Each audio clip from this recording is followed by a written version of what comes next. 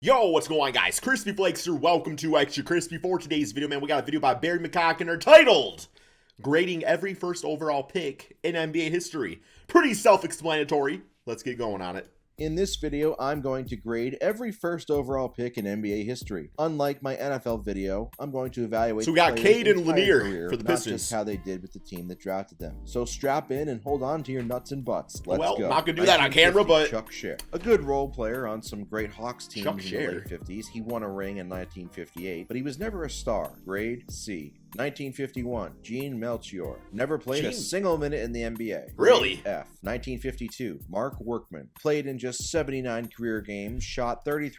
Bro, literal accountant plumber, man. His name's literally Workman. Literally named Workman, bro. 3% and averaged just 4.9 points per game. Grade F. 1953, Ernie Beck. Won a ring in 1956, but averaged just 6.3 points per game for his career and was never close to being a star. Hey, we all need role players. 1954, Frank Selvy. A two-time All-Star who was a solid player but was never a star and was drafted one spot ahead of Hall of Famer Bob Pettit. Tough scene. Grade C. 1955, Dick Ricketts. Dick Ricketts. Shot under 33% what a great of his career, name. which lasted just 3 seasons for 3 different teams. What's your name? Oh, I'm Dick Ricketts. Plus, grade F. 1956, Cy Green. Played for 4 teams in 9 years and was never more than a role player. He did serve in the military though, so you better fucking respect him. Grade D+. 1957, Hot Rod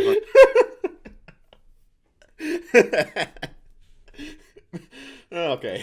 He made 2 All-Star teams, but he shot just 35% for D+, his career and respect. averaged just 8.4 points per game. Grade D+. 1958, Elgin Baylor. He never won a ring, but he was an 11-time All-Star, 10-time All-NBA, and averaged 27, 14, and 4. One of the most underrated players of all time. 27, 13, and 4 in the postseason. An absolute baller and legend. Grade A+. 1959, Bob Boozer. A one-time All-Star and 1971 NBA champion. He averaged a respectable 15 points per game and 8 rebounds per game in his career. He was a good player, but not a great one. Grade C+. 1960, Oscar Robertson. One of the best point guards of all time. A Not as good as Russell Westbrook, but 1971 NBA champion, 12-time All-Star, 11-time All-NBA, and the 1964 League MVP. His numbers still hold up amazingly well today. Grade A+. 1961, Walt Bellamy. A Hall of Famer who made 4 All-Star games, but strangely, his numbers got worse every year of his career following his legendary rookie season. He still finished with career average. So he's Michael Carter Williams. 14 rebounds and 2 assists. Grade B. 1962, Bill McGill. A strange career. He only Great name. 158 NBA games with pedestrian Bill McGill. 10, 4, and 1, but he has very good advanced metrics. Grade D-. 1963, Art Heyman. Much like McGill, Heyman only played in 147 NBA games. He did make the All-Rookie team, but he had pedestrian career averages of 10 points, 3 rebounds, and 2 assists per game. Grade D-. 1964, Jim Barnes. He won a ring in 1969 and made the All-Rookie team in 1965, but he was mostly a bit player who finished his career averaging just 8.8 points per game and 6.5 rebounds per game. Grade D. 1965, Barnes and not Noble. Fred Hedson. He made the All-Rookie team in 1966, but that's about it. He was a career-long role player who finished averaging 11.2 points per game. Grade D. 1966, CAZZIE Russell. A one-time All-Star and 1970 NBA champion. CAZZIE. He had a couple of 20 points per game seasons with Golden State, but for the most part was a second or third option. Grade C+. 1967, Jimmy Walker. A 2-time All-Star who was known for being Jimmy Runner. Father. A talented scorer. Always walking on the damn court. Teams, but not much more than that. Grade C-. 1968, Elvin Hayes. A+. A Hall of Famer, 12-time All-Star, 6-time All-NBA, 1978 NBA champ. Finished his career with over 27,000 points and 16,000 rebounds. Known for being a bit high maintenance and selfish though. Grade A. 1969, Kareem. The NBA's all-time leading scorer and a top 3 player of all time. What fucking more do you need to know? Grade A+. 1970, Bob Lanier. A Hall of Famer and absurdly underrated 8-time All-Star who finished with impressive career averages of 20 points, 10 rebounds. Yeah, underrated for sure. He's rarely brought up when discussing great big men because he spent most of his prime on mediocre Detroit squads. Grade A. 1971, Austin Carr. A one-time All-Star and beloved by Cleveland, but never quite lived up to the massive hype he had coming out of Notre Dame. Not quite as good as his brother, Austin Truck. Okay. Grade C. 1972. Tossed it out there as a bad Played joke. just 4 years and finished with career averages of 5.3 points per game and 4. Bro, why does Afro look like the damn leaning tower of pizza, bro? Damn, man. Played just 4 years and finished with career averages. That thing look like about to damn fall off, bro. Like, tell me it doesn't. It's like 5.3 points per game and 4.6 rebounds per game. One of the biggest busts in NBA history. Grade F. 1973, Doug Collins. Doug Collins, known more as a coach and broadcaster, no, wait. but he was a four-time I'm not thinking of Doug Collins. I'm thinking of somebody else. Yeah, not Doug Collins. All-Star player before injuries. Averaged a respectable 18 points, 3 rebounds, and 3 assists for his career. Grade one ugly-ass mustache. 1974, Bill Walton. He never came close to reaching his enormous potential due to an ungodly amount of injuries, but he is still in the Hall of Fame for winning 2 titles, a Finals MVP, and the 1978 NBA League Very MVP. obnoxious commentator. Grade A-. 1975, Call like it is. David Thompson. A Hall of Famer, an athletic freak, and ultra-talented guard whose career was cut short due to drug addiction and injuries. Y'all used to watch basketball like stellar that? career, 22.1 points per game, but he could have been so much more if he had stayed clean. Grade B-. 1976, John Lucas. Another talented guard who never reached... John Lucas. That name's... Is there a John Lucas the third in the NBA, or was there at some point? Played for the Bulls, maybe?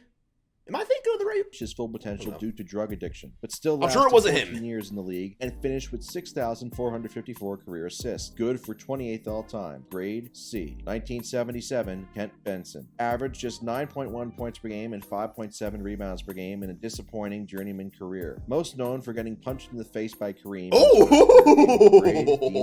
Damn. 1978, Michael Thompson. Clay's dad won 2 titles with the Lakers in the late 80s and had some good seasons with Portland, but never became a superstar and was drafted 5 spots ahead of Larry Bird. But you brought us Clay, so C+.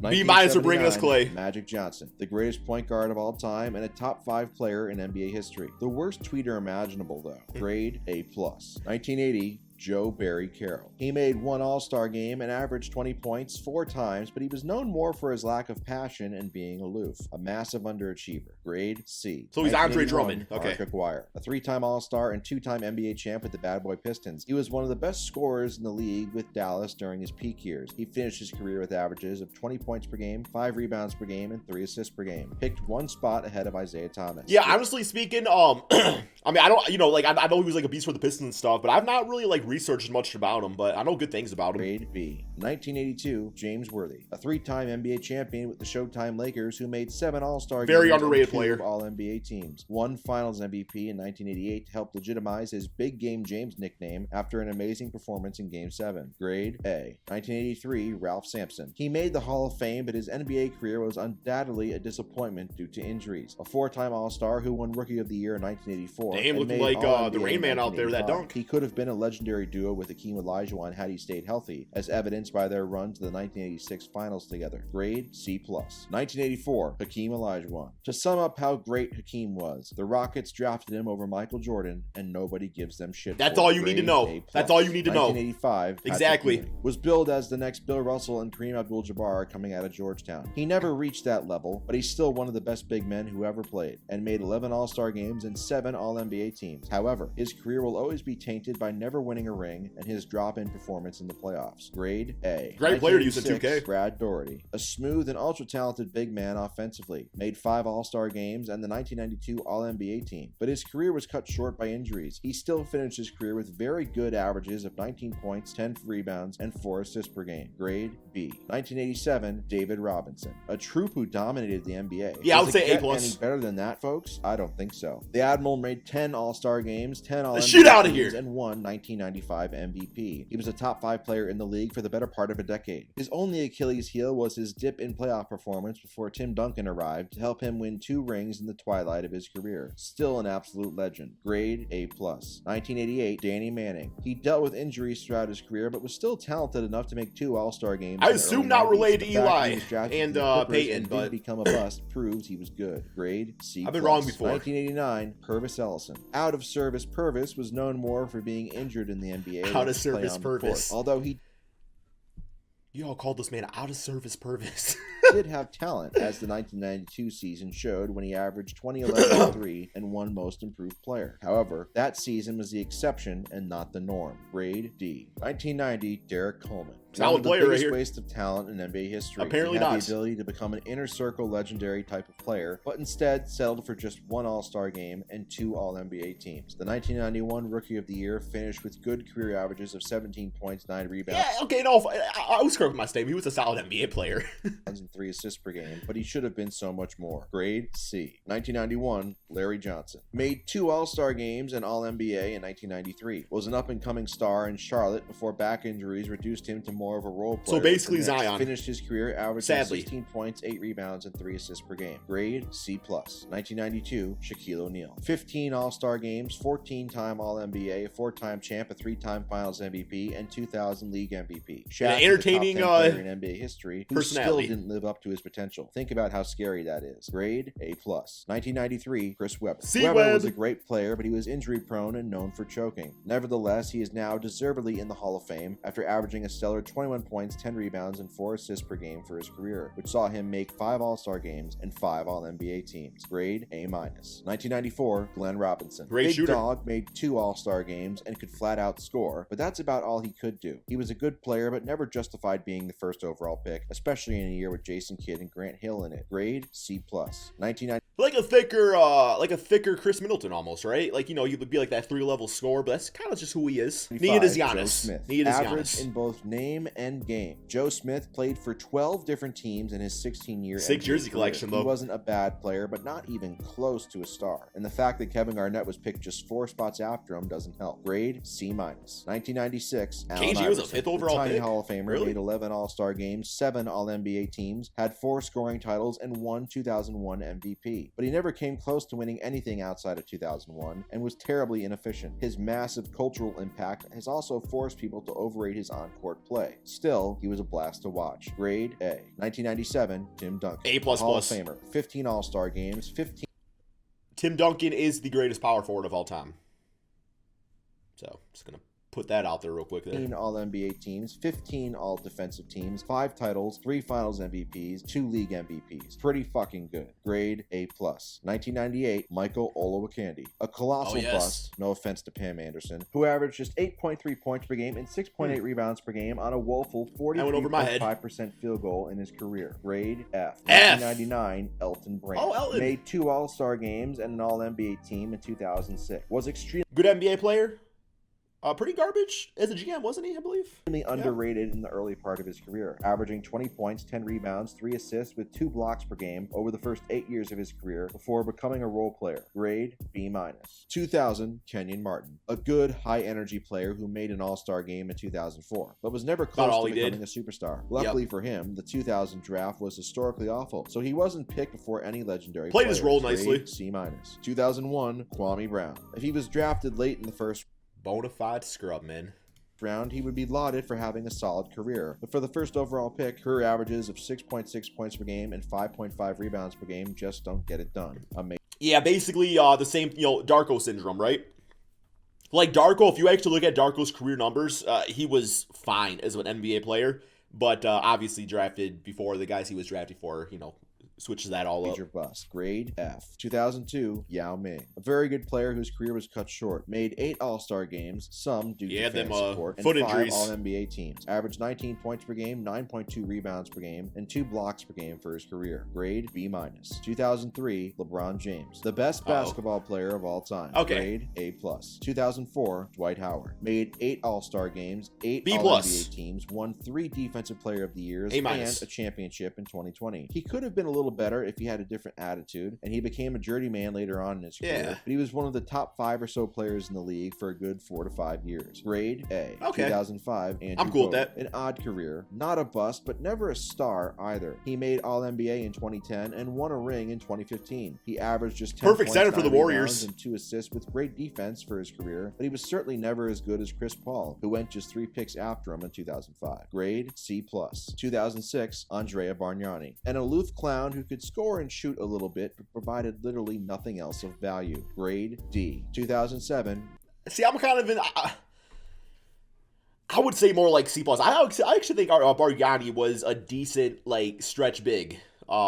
in his Toronto days. He was a decent scorer, wasn't he? Greg Oden. He had talent and Not ability horrible, to but become not a worth good the number NBA one player, pick. but he never had a chance due to massive amounts of injuries. Grade F. Yeah, sad situation. Derrick Rose. Most known for wrongly winning MVP in 2011. He made 3 All-Star games and was a joy to watch before injuries sapped him of his prime years. He still carved out a good career, but he will always be one of the biggest what-ifs in Probably NBA a B history. because of that. Grade B-. B-. 2009, Blake Griffin. A high flyer who made 6 All-Star games and 5 All-NBA teams. He looked like he could potentially be an all-time great during his rookie year. He never quite became that, but he was still very good. Grade B. 2010, John Wall. He made 5 All-Star games and a 2017 All-NBA team. He has great career averages of 19 points per game and 9 assists per game. Got a but great his teams contract, have never too, come close for to himself. winning anything, and his efficiency has always left a lot to be desired. A good player, but not a superstar. Grade B-. Yo, I want this man on the Celtics so bad. Like, the Celtics need John Wall, man. 2011, Kyrie Irving. He is a weirdo, but he's a weirdo with 7 All-Star games, 3 All-NBA teams, and arguably the biggest shot in NBA history. I'm a weirdo. I don't got none of that shit.